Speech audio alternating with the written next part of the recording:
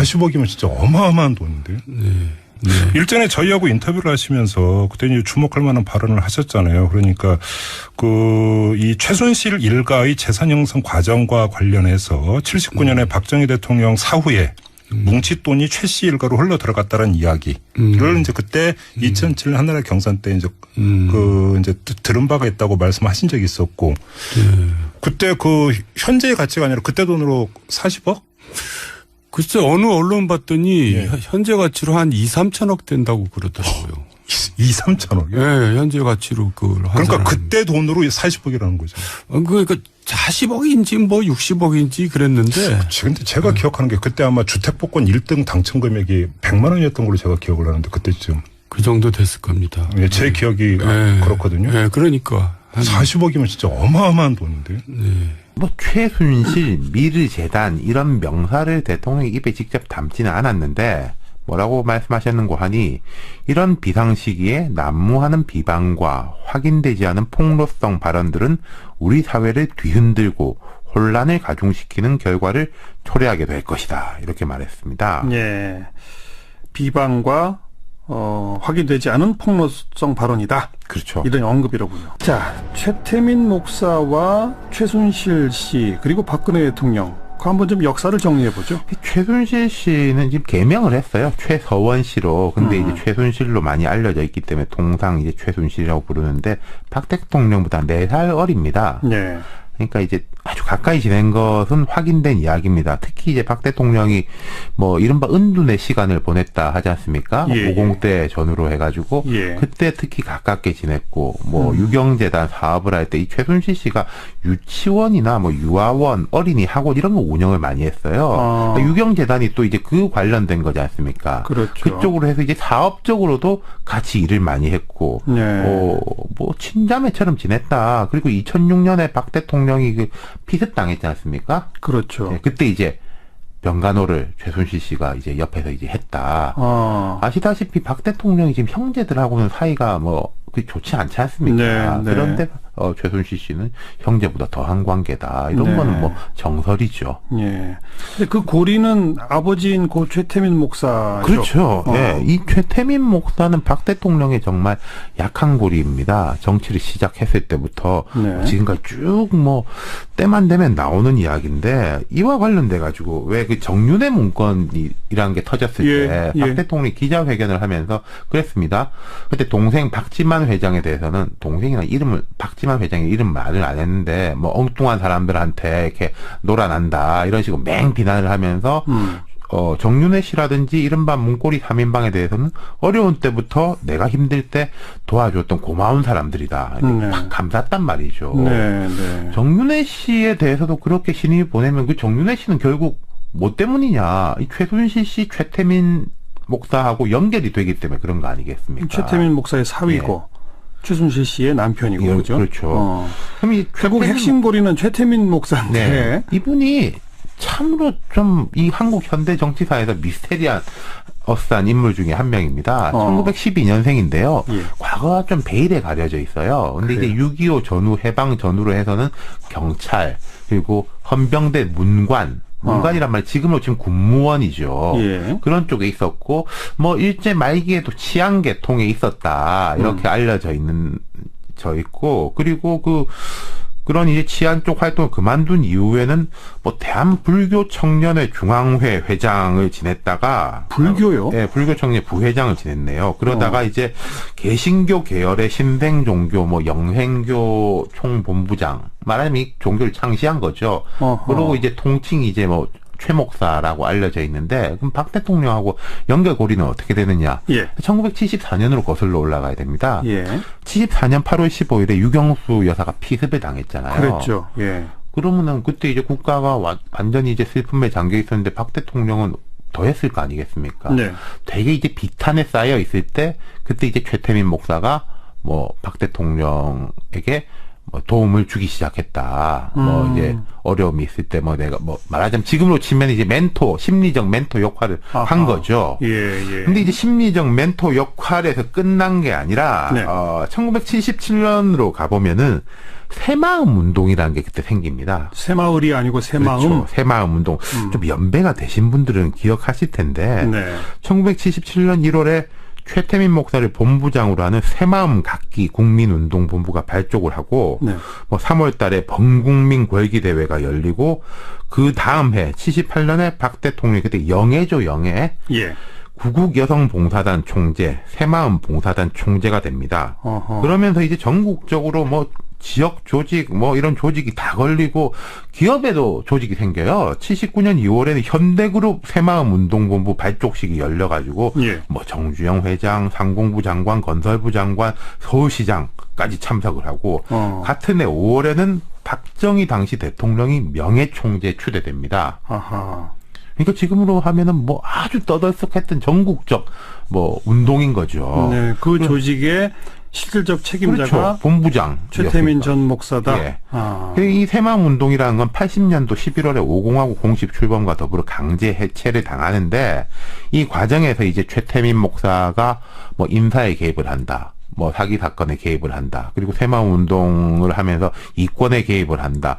이런 이제 이야기가 끊이지 않아 가지고 당시에 이제 중앙정보부장 김재규 중앙정보부장이 조사를 하고 아주 비판적 보고서를 올리고 거기에서 이제 박 대통령 그 당시에 영예와 갈등이 생기고 또 차지철 경호실장과 갈등이 생기고 그래서 12.6 사태의 한 축이 됐다라는 예, 것도 예. 이제 그 당시에 알려진 일이죠. 그러니까 이런저런 비리들에 대해서 중앙정보부도 조사를 했군요. 그렇죠. 그리고 문제가 있다고 보고를 했군요. 네. 그런데 박근혜 그 당시 영예는 아니다라고 한 것이고 지금까지도 그런 입장이죠. 박 대통령은. 근데 이 최 목사가 1994년에 그 돌아가시거든요. 네. 그 이후로 오래 사셨어요. 장수를 했어요. 예. 그러면 이제 그 다음 연결되는 게 아까 말씀드린 유경재단 문제입니다. 어허. 그 최순실 씨가 유경재단과 관련을 맺었고 최태민 목사도 이제 뒤에 있었다는 이야기 계속 나왔거든요. 네. 1990년에 이제 그때는 이제 6공화국 때죠. 노태우 대통령 시절에 박지만 씨하고 박근영 씨 그 남동생과 여동생이 연명으로 노태우 대통령을 탄원서를 냅니다.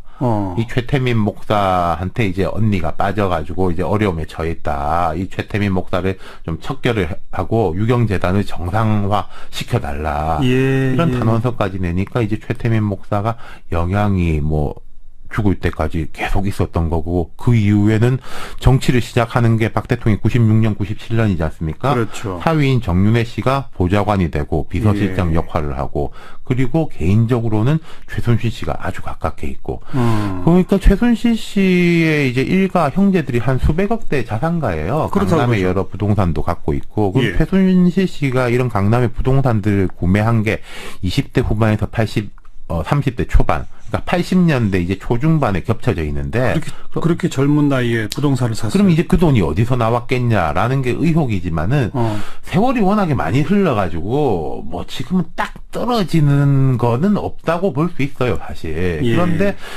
최순실 씨하고 박 대통령이 계속 이런 관계를 가졌던 건 맞고 그제 제가 말씀을 드렸지만은 박 대통령이 일가 친척들도 많지가 않고 가족도 없는데 이런 사람하고 뭐 관계가 좋은 것 자체를 누가 뭐라고 할 수 있겠습니까만은 네. 이런 의혹의 발판이 되면은 문제가 생기는 거죠. 그렇군요.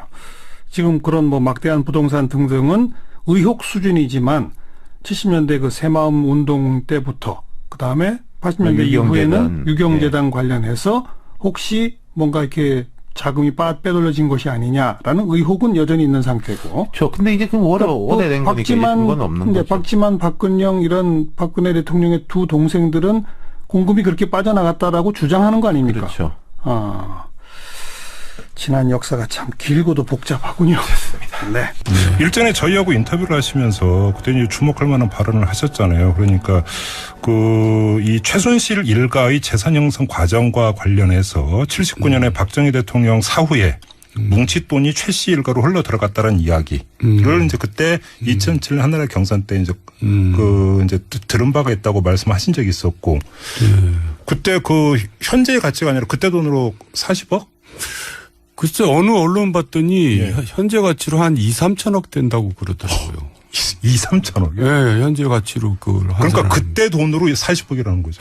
그러니까 40억인지 뭐 60억인지 그랬는데. 근데 제가 기억하는 게 그때 아마 주택복권 1등 당첨 금액이 100만 원이었던 걸로 제가 기억을 하는데 그때쯤. 그 정도 됐을 겁니다. 예, 제 기억이 그렇거든요. 예, 그러니까. 40억이면 진짜 어마어마한 돈인데. 네.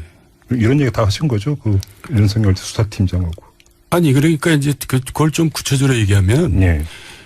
그 당시에 최태민과 박근혜 씨 사이, 대통령 사이에, 대통령 전 얘기지만 사이에서 일했던 이제 조순재라는 사람이 있어요. 의붓아들, 최태민의. 의붓아들. 예. 이제 일종의 정윤의 역할을 했던 사람인데 그분이 이제 한나라당 그 후보 청문회를 보다가 박근혜 후보가 이제 조순재를 아십니까? 그러니까 모릅니다. 이렇게 대답을 했단 말이에요. 그러니까 그걸 보고 이제 무지 화가 난 거예요. 뭔 소리냐? 예. 그래가지고 그 사람이 이제 탄원서를 강지섭 당시 한나라당 대표한테 내면서 박근혜는 절대 대통령이 되면 안 됩니다. 하면서 기자회견까지 했어요. 근데 그걸 당시 이상하게 언론에서 한 군데도 안 썼어요. 아, 그랬었습니다. 희한해요. 그러니까 이제 박근혜 대통령이 아마 대통령이 될지도 모른다는 생각에서 언론이 좀 조심을 한 건지 저는 지금으로서는 그때 당시로서는 이해가 안 갔는데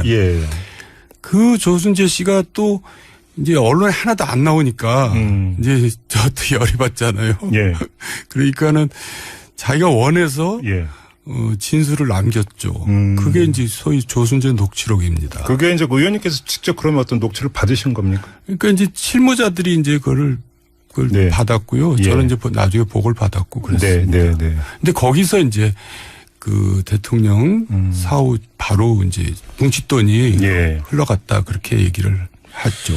근데 지금 현재의 가치로 2, 3천억이라고 하는 게 꼭 이게 뭐 당장 입이 떡 벌어지긴 합니다만 또 하나 비교를 하면 최근에 언론 이런 데서 지금 뭐 집계를 한 거 보면 최순실 씨 일가 재산이 언니 최순득 가족의 총 재산이 1250억 정도 된다고 하고 최순실 정유라 모녀의 재산이 340억 정도 된다고 하고 동생 최순천 가족의 재산이 총 3,400억 정도 된다고 하니까 그렇지 않습니까? 그러니까 의붓아들 조순재 씨 말에 의하면 정말 찢어지게 가난하게 살았다는 거거든요. 최태민 일가가. 그런데 이제 뭐 돈 번 게 없어요. 실은 뭐 사업을 했다거나. 근데 이제 그런 재산이 갑자기 왜 생겼냐 이거죠. 그러니까 그게 이제 뭉칫돈이 들어와서 그렇게 된 거라 이거죠. 그러면 여기서 사실은 핵심적인 문제는 이 뭉칫돈의 출처와 돈의 성격이 뭐냐의 문제가 하나가 있었을 거고 그다음에 어떤 통로로 그럼 이렇게 흘러갔겠느냐라고 하는 또 문제도 있을 거고 그때 그러면 그 검증팀에서 이거 혹시 다 확인해 보셨나요? 그거를 사실 이 사람이 자세하게 설명은 했어요. 그런데 진술에는 그걸 녹취에는 안 남겼어요. 그러니까. 아마 제가 생각할 때는 자기도 수혜자잖아요. 그러니까 자기 재산도 이제 어떻게 뺏길 수 있다는 걱정 때문에 그랬는지 그냥 뭉칫돈이 흘러왔다만 얘기하지 이제 구체적인 얘기는 그 녹취에는 안 남기고 이제 그냥 육성으로만 했는데. 그러니까 사전 준비 대화 때는 다 얘기를 했는데 그럼 지금부터 이제 녹음합시다. 그거 이제 얘기 들어가니까 그런 식이죠. 핵심적인 내용은 이제 얘기를 안 했다. 근데 저도 이제 그 얘기를 할 수가 없습니다. 만약에 왜냐하면 또 그분이 돌아가셨거든요. 그러니까 그 얘기로는 사실 증거가 없어요. 그래서 만약에 저 상대방 측에서 저한테 이제 무슨 소송을 한다면 제가 이제 질 가능성이 높죠. 그러면 이것 하나만 여쭤볼게요. 그러면 이 40억이라는 뭉칫돈이 무슨 뭐 예를 들어서 땅 그 등본이나 이런 게 아니라 현찰로 갔다는 얘기입니까? 채권으로 들었고요. 채권? 그 당시에는 무슨 금융실명제 때도 아니고 또 재산 등록할 때도 아니고 하여간 무기명 채권도 그 전에 좀 있었고 했었으니까. 외국 채권도 있고 뭐 그랬잖아요. 채권으로 해서 40억이 그러니까 건네졌다. 뭐 그렇게 보고 받았어요, 저도요. 그래요. 통로까지는 혹시 여기서 언급해 줄 수 없나요? 그러니까 이제 그거는 정말 참 얘기하기가 불안합니다. 저도 비교적 용감한 편인데 그 부분은 정말 고인이 되셨기 때문에 그 사람이 뭐 뒷받침해 줄 수도 아무튼 없고. 그러면 그러니까 누가 누구를 통해서 어떻게 전달했는지 얘기를 들으신 건 있으시네요. 다만 공개적으로 지금 이야기하기 좀 곤란하다 이거만 지금 말씀하시는 거예요. 맞습니다. 혹시 그러면 특검팀에서 그 의원님의 이런 진술이 그러니까 수사 참고에 대단히 중요한 것이기 때문에 그럼 와서 한번 좀 그 진술을 해달라고 그러니까 공식 요청을 하면 어떻게 하시겠습니까? 그런데 이제 이게 사실 현안 과제는 아니잖아요. 지금 현재 특검에서 조사하고 있는 본질 부분은 아니고 배경 부분이기 때문에 이제 그거를 특검에서 수사를 할 실익이 있을까요? 왜냐하면 너무나 뭐 오랜 세월이 지났고 또 이제 증인도 사라졌고 그렇기 때문에 그냥 참고로만 알고 있겠죠. 근데 이게 그럼 또 꼭 수사 논리만이 아니라 박근혜 최순실 게이트가 불거졌을 때 정치권에서 이제 몰수 이야기도 재산 몰수 이야기도 좀 나왔고 법률 제정 얘기도 나왔었잖아요. 그게 사인의 재산인데 몰수를 할 수 있을까? 그건 저는 법적인 지식이 없어서 잘 모르겠는데 쉽지는 않을 겁니다. 그래요? 뭐 감정적으로야 뭐 그러고 싶겠죠. 근데 만약에 이게 지금 박정희 대통령 사후에 그 40억이라는 뭉치돈이 건네진 거라고 한다면 이 돈의 이제 조성 경위와 돈의 성격에 따라서 얘기가 좀 달라질 수도 있기 때문에 드리는 질문이거든요. 그것도 이제 사실 통치를 18년 하셨잖아요. 그러니까 개인 재산이 없을 수가 없죠. 그러니까 이제 우리나라 사람들은 이상하게 그러면 박정희 대통령 부부는 재산이 영원이라고 생각하는 경향이 속설에 그런 얘기 있잖아요. 박정희 대통령이 다른 건 몰라도 재산 그러니까 축제는 안 했다. 이렇게 생각하는 사람도 있지 않습니까? 그렇다고 재산이 하나도 없지는 않았을 거 아니에요. 그렇잖아요. 관련해서 그러면 하나만 더 여쭤볼게요. 이제 지난주에 그것이 알고 싶다 SBS 이 방송에서도 이제 이게 틀어져서 상당히 논란이 커졌는데 오천 조카 이게 사건 있지 않습니까? 의문사. 이거에 대해서 혹시 2007년에 혹시 그 검증을 해보신 적이 있습니까? 의문사는 그 후에 일이긴 하죠. 왜냐 박근혜 대통령 취임 후에 일어났던 일이고요. 저도 이제 그 얘기를 아주 정말 가까운 사람한테 들었어요. 그러니까 그 최태민 일가하고 가까운 사람한테. 그런데 사실 그게 이제 이번 특검하고 상관이 있는지는 모르겠어요. 근데 저는 그 사건은 반드시 밝혀져야 된다고 봅니다. 그런데 경찰에서는 재수사 의향이 없다고 이미 밝혔고. 아, 그랬어요? 그러니까 자기네들이 수사를 잘못했다는 걸 인정하게 되니까 이제 그러겠죠. 근데 저는 정말 이해할 수 없는 살인 사건이거든요. 그 무슨 한 사람을 그것도 조그만 사람이 큰 사람을 찔러 죽이고 또 찔러 죽인 사람은 갑자기 산에 가서 자살하고. 그런데 그 배경이 그러니까 무슨 드라마를 보는 것 같아요. 미국 드라마에 뭐 그런 거 있잖아요. 하우스 오브 카즈라는 권력을 향해서 여러 사람을 죽여가면서 마치 그런 드라마를 보는 것처럼. 그러면 지금 아직 이게 의문의 사건이라고 조금 아까 이제 표현을 하셨는데 그러면 의문을 구성하는 요인 중에는 권력형 요인도 있을 수가 있다고 보십니까? 그렇죠. 그러니까 하여간 최태민 일가와 박근혜 대통령 일가와의 관계 속에서 생겨난 일이거든요. 그 일도. 왜냐하면 이제 신동욱이라는 사람 때문에 생겨난 일이거든요. 그러니까 정말 근데 하여간 억울하게 만약에 그 두 사람이 죽었다면 그 영혼을 달래줘야죠. 밝혀줘야죠. 알겠습니다. 저 이번에는 오늘 좀 여쭤볼 게 참 많다고 그러니까 말씀을 드렸는데 진짜로 많은데 정치 얘기를 좀 안 할 수가 없는데요. 오늘 비박계 의원들이 분당이라고 표현하는데 분당 결의를 했습니다. 그래서 아까 이제 그 정병국 의원하고 인터뷰를 하면서 그러면 의원님도 포함되어 있는 그러니까 선도 탈당한 분들이 있는데 합치는 거냐 했더니 당연히 합치는 거라고 이야기를 하던데. 그러니까 맞습니까? 우리는 밖에서 이제 기다리고 있었던 거고요. 뭐 분당이 아니라 기당이라 그러더라고요. 당을 버렸다고. 기당? 근데 이제 우리는 아까 공식적인 입장을 이제 밝혔는데 이제 새누리당의 해체죠. 그래서 이제 뭐 몇 명 숫자가 중요한 게 아니라 남아있는 사람들은 사실 이제 설 당이 없어질 겁니다. 그래서 제가 새누리당은 결국은 소멸하고 말 것이다라고 누차 얘기했잖아요. 그 총선 직후에 저희가 인터뷰에서 그 말씀하신 적이 있고요. 그러면 다시 한번 또 확인차 이 질문 안 드릴 수가 없는데 정우택 원내대표 같은 경우는 대선 막판에 범보수 후보 단일화 시나리오를 얘기하지 않았습니까? 좀 전에 이제 근데 정병국 의원은 가짜하고는 연대 안 한다라고 선을 그었는데. 진짜 가짜고요. 왜냐하면 독재를 옹호하는 세력이니까 그거는 뭐 그 극우 세력들이고요. 또 그동안 너무나 정말 엽기적인 저질 정치들을 벌였기 때문에 국민들이 그거를 잊을 리가 없죠. 그런데 만약에 대선 후보가 그 연대를 한다고 해서 무슨 도움이 되겠어요? 그러니까 대통령은 국민이 뽑는 거지 국회의원들이 뽑는 게 아니잖아요. 그러니까 국회의원끼리 뭐 숫자가 많아진다고 그게 무슨 투표에 도움이 되겠어요? 오히려 손해만 보죠. 만약에 반기문 유엔 사무총장이 귀국해서 그러니까 새누리당하고 손을 잡으면요. 새누리당하고 손을 잡으면 반기문 씨는 바보죠. 그럴 리는 없죠. 그래서 그러면 이게 이제 보수 신당이 이제 같이 이렇게 부르던데요. 보수 신당하고 반기문 유엔 사무총장이 손을 잡을 거라고 그렇게 전망하시는 겁니까? 뭐 희망 말고 전망입니다. 그럴 가능성이 꽤 있죠. 네. 예. 아마 제일 많을 것 같아요. 제가 생각해도. 야, 얘기가 좀 깊숙이 진행이 되고 있습니까? 그럼 솔직히 좀 말씀해 그런 거는 뭐 제가 모르는 건지 몰라도 없고요. 뭐 본인이 이제 뭐 많은 고민들을 하고 있겠죠. 그리고 이제 들어와서 뭐 이제 그게 움직임이 드러나지 않겠어요. 예. 근데 선택지가 이제 뭐 뻔하다 이거죠. 그러면 대권 후보로서 반기문은 어떻게 평가하세요? 대권 후보로서 검증이 이제 안 돼 있잖아요. 예. 이제 명지대 김영준 교수가 이제 세운 가설이 뭐냐면 한 15년은 안팎이 걸린다 그러더라고요. 대통령 되기까지 정치를 시작하고. 네. 그러니까 이제 우여곡절을 다 거치면서 이제 검증 대상에서 그러니까 15년 정도 지금까지 걸린다. 권력을 잡은 사람들 보면 평균 15년 이상을 고생 해가면서 이제 왔다 이거죠.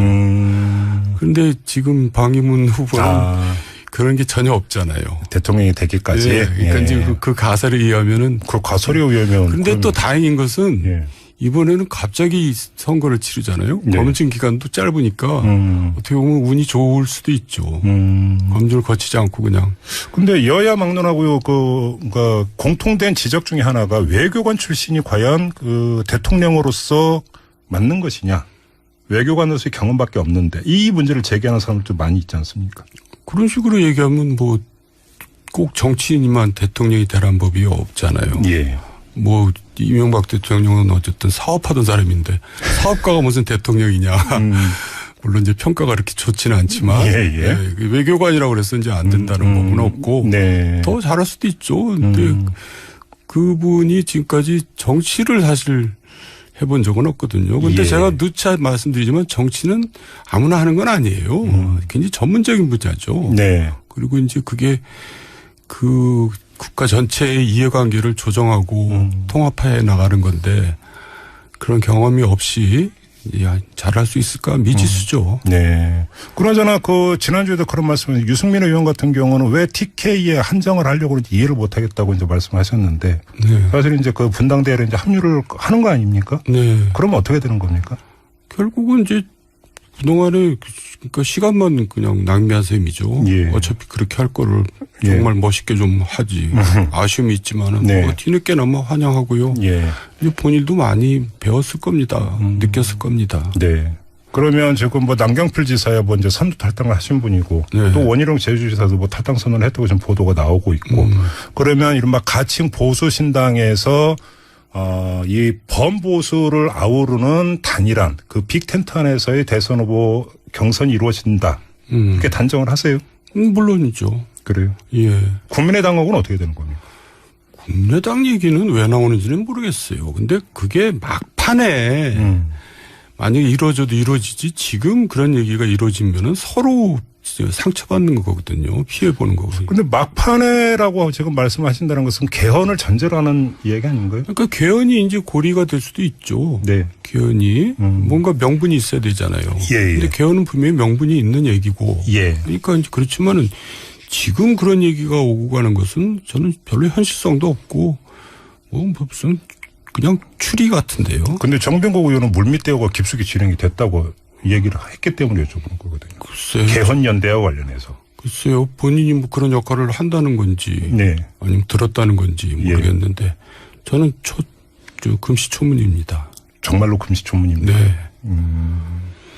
알겠습니다. 정두환 전 의원은 계획이 어떻게 되십니까 그러면? 저는 그러니까 제 정치 뭐 지금 예를 들어서 이제 대권 후보나 이런 이야기 이제 많이 하지 않았습니까? 저는 지금 하루 먹기도 살기도 힘든데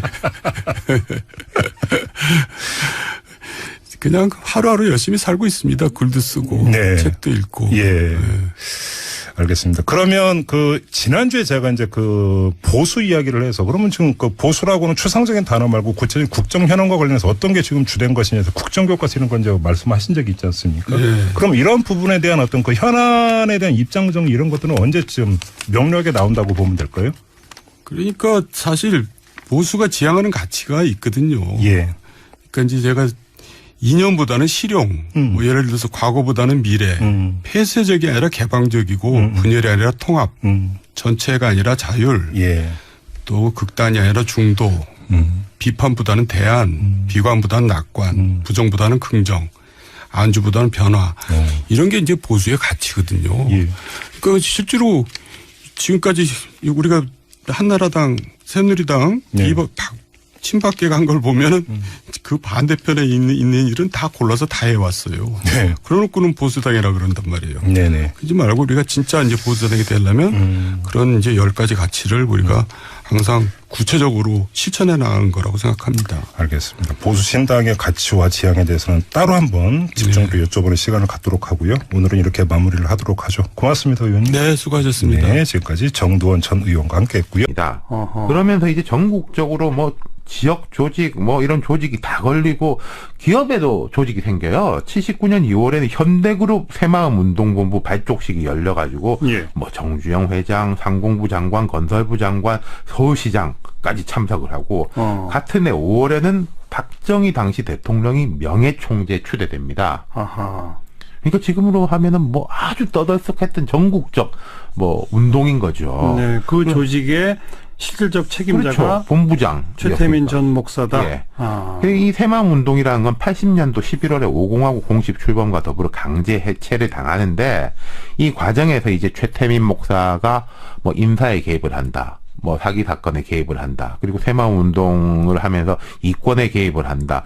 이런 이제 이야기가 끊이지 않아 가지고 당시에 이제 중앙정보부장 김재규 중앙정보부장이 조사를 하고 아주 비판적 보고서를 올리고 거기에서 이제 박 대통령 그 당시에 영해와 갈등이 생기고 또 차지철 경호실장과 갈등이 생기고 그래서 12.6 사태의 한 축이 됐다라는 것도 이제 그 당시에 알려진 일이죠. 그러니까 이런저런 비리들에 대해서 중앙정보부도 조사를 했군요. 그렇죠. 그리고 문제가 있다고 보고를 했군요. 네. 그런데 박근혜 40억이면 진짜 어마어마한 돈인데요. 네. 일전에 저희하고 인터뷰를 하시면서 그때 이제 주목할 만한 발언을 하셨잖아요. 그러니까 이 최순실 일가의 재산 형성 과정과 관련해서 79년에 박정희 대통령 사후에 뭉칫돈이 최 씨 일가로 흘러 들어갔다는 이야기를 이제 그때 2007년 한나라 경선 때 이제 이제 들은 바가 있다고 말씀하신 적이 있었고 그때 현재의 가치가 아니라 그때 돈으로 40억?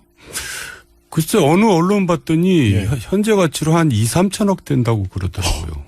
2, 3천억? 네, 현재 가치로 그걸 그러니까 그때 돈으로 40억이라는 거죠. 그러니까 40억인지 뭐 60억인지 그랬는데. 근데 제가 기억하는 게 그때 아마 주택복권 1등 당첨 금액이 100만 원이었던 걸로 제가 기억을 하는데 그때쯤. 그 정도 됐을 겁니다. 제 기억이 그렇거든요. 네, 그러니까. 40억이면 진짜 어마어마한 돈인데요. 네. 뭐 최순실, 미르재단 이런 명사를 대통령이 입에 직접 담지는 않았는데 뭐라고 말씀하셨는고 하니 이런 비상시기에 난무하는 비방과 확인되지 않은 폭로성 발언들은 우리 사회를 뒤흔들고 혼란을 가중시키는 결과를 초래하게 될 것이다. 이렇게 말했습니다. 예.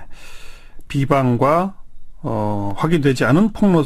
때만 되면 나오는 이야기인데 이와 관련돼 가지고 왜 그 정윤회 문건이라는 게 터졌을 때 박 대통령이 기자회견을 하면서 그랬습니다. 그때 동생 박지만 회장에 대해서는 동생이나 박지만 회장의 이름 말을 안 했는데 뭐 엉뚱한 사람들한테 이렇게 놀아난다 이런 식으로 맹 비난을 하면서 정윤회 씨라든지 이른바 문고리 3인방에 대해서는 어려운 때부터 내가 힘들 때 도와줬던 고마운 사람들이다. 막 감쌌단 말이죠. 네, 네. 정윤회 씨에 대해서도 그렇게 신임을 보내면 그 정윤회 씨는 결국 뭐 때문이냐. 이 최순실 씨, 최태민 목사하고 연결이 되기 때문에 그런 거 아니겠습니까? 최태민 목사의 사위고 최순실 씨의 남편이고 그렇죠. 그렇죠. 그럼 이 결국 핵심 고리는 최태민 목사인데 이분이 참으로 좀 이 한국 현대 정치사에서 미스테리한 어스한 인물 중에 한 명입니다. 1912년생인데요. 예. 과거가 좀 베일에 가려져 있어요. 근데 이제 6.25 전후 해방 전후로 해서는 경찰 그리고 헌병대 문관이란 말 지금으로 지금 군무원이죠. 예. 그런 쪽에 있었고 뭐 일제 말기에도 치안 계통에 있었다 이렇게 알려져 있고 그리고 그런 이제 치안 쪽 활동을 그만둔 이후에는 뭐 대한불교 청년회 중앙회 회장을 지냈다가 불교요? 네, 불교 청년 부회장을 지냈네요. 그러다가 이제 개신교 계열의 신생종교 뭐 영행교 총본부장 말하자면 이 종교를 창시한 거죠. 그리고 이제 통칭이 이제 뭐 최목사라고 알려져 있는데 그럼 박 대통령하고 연결고리는 어떻게 되느냐? 예. 1974년으로 거슬러 올라가야 됩니다. 예. 74년 8월 15일에 유경수 여사가 피습을 당했잖아요. 그랬죠. 예. 그러면은 그때 이제 국가가 완전히 이제 슬픔에 잠겨 있었는데 박 대통령은 더 했을 거 아니겠습니까? 네. 되게 이제 비탄에 쌓여 있을 때 그때 이제 최태민 목사가 뭐 박 대통령에게 뭐 도움을 주기 시작했다. 뭐 이제 어려움이 있을 때 뭐 내가 뭐 말하자면 지금으로 치면 이제 멘토, 심리적 멘토 역할을 한 거죠. 예, 예. 근데 이제 심리적 멘토 역할에서 끝난 게 아니라 네. 1977년으로 가보면은 새마음 운동이라는 게 그때 생깁니다. 새마을이 아니고 새마음. 그렇죠. 새마음 운동. 좀 연배가 되신 분들은 기억하실 텐데 네. 1977년 1월에 최태민 목사를 본부장으로 하는 새마음 각기 국민운동본부가 발족을 하고 네. 뭐 3월 달에 범국민 궐기 대회가 열리고 그 다음 해 78년에 박 대통령이 그때 영예죠, 영예. 예. 구국여성봉사단 총재, 새마음 봉사단 총재가 됩니다. 성 발언이다. 그렇죠. 이런 언급이로군요. 자, 최태민 목사와 최순실 씨 그리고 박근혜 대통령 그 한번 좀 역사를 정리해 보죠. 최순실 씨는 지금 개명을 했어요. 최서원 씨로. 근데 이제 최순실로 많이 알려져 있기 때문에 통상 이제 최순실이라고 부르는데 박 대통령보다 4살 어립니다. 네. 그러니까 이제 아주 가까이 지낸 것은 확인된 이야기입니다. 특히 이제 박 대통령이 뭐 이른바 은둔의 시간을 보냈다 하지 않습니까? 예, 50대 전후로 해가지고 예. 그때 특히 가깝게 지냈고 뭐 유경재단 사업을 할 때 이 최순실 씨가 유치원이나 뭐 유아원, 어린이 학원 이런 거 운영을 많이 했어요. 그러니까 유경재단이 또 이제 그 관련된 거지 않습니까? 그렇죠. 그쪽으로 해서 이제 사업적으로도 같이 일을 많이 했고 네. 뭐 친자매처럼 지냈다. 그리고 2006년에 박 대통령이 그 피습 당했지 않습니까? 그렇죠. 네, 그때 이제 병간호를 최순실 씨가 이제 옆에서 이제 했다. 아시다시피 박 대통령이 지금 형제들하고는 사이가 뭐 그 좋지 않지 않습니까? 네, 네. 그런데 최순실 씨는 형제보다 더한 관계다. 이런 네. 거는 뭐 정설이죠. 예. 근데 그 고리는 아버지인 고 최태민 목사죠. 그렇죠. 네. 이 최태민 목사는 박 대통령의 정말 약한 고리입니다. 정치를 시작했을 때부터 네. 지금까지 쭉 뭐